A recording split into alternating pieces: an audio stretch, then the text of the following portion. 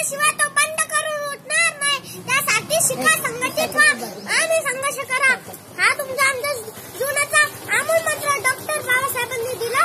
तुमच्या आमच्या सुखी समृद्ध संपन्न जीवनासाठी बाबासाहेबांनी अपार कष्ट केले, घाम गाळला, रक्ताचं पाणी केलं, झगडले, झुंजले, झिजले बाबासाहेबांचा देव झिजला, म्हणून तुमचा आमचा देव सजला, हे नीट लक्षात ठेवा।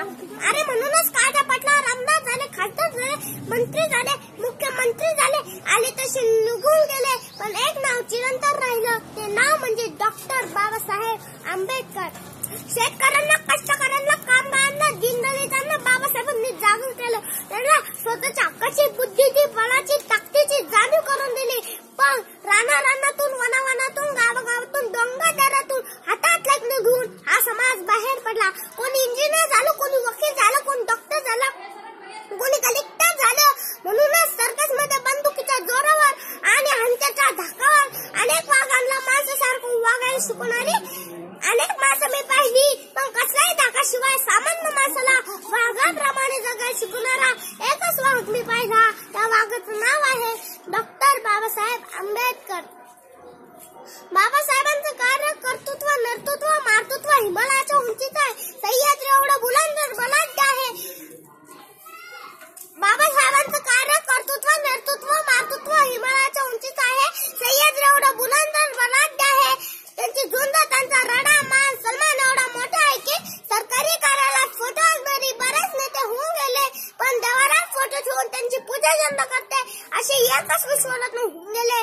त्यांचं नाव आहे डॉक्टर बाबासाहेब आंबेडकर।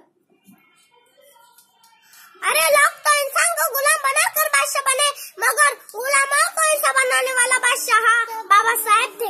अरे हुए जमाने में कहीं बादशाह, पर बादशाह हो के बादशाह बाबा साहेब थे। या जयंती सोहळ्याच्या निमित्तानं मी एवढंच म्हणेन, बाबासाहेब तुम्ही नवसर पावणार देव नव्हे, कुठल्याही गल्लीचा राजा नव्हे, दामाई महाभारतातील पात्र नव्हे, ती जागरण देवस्थान नव्हे, ही तुमच्या नावे एप्रिल महिन्यात केवळ जागरण नव्हे, त्यांना जागरण होते। स्वातंत्र्याच्या हक्कापासून, समतेच्या हक्कापासून, शिक्षणाचा माणूस म्हणून जगण्याच्या हक्कापासून दूर ठेवलेला हा समाज तुमच्या जयंतीच्या निमित्तानं तुमचे आचार, विचार, संस्कार जिवंत ठेवत आहे। तोपर्यंत जिवंतच नव्हे, तोपर्यंत चंद्र, सूर्य, तारा आहे, तोपर्यंत ज्वलंत ठेवत आहे। म्हणूनच उपस्थित तरुणांना एवढं सांगणं आहे, अरे पोटात अन्न नसले तरी चाले, शरीरात रक्त नसले तरी चाले, पण डोक्यात बाबासाहेबांचे विचार असणे गरजेचे आहे। जे भी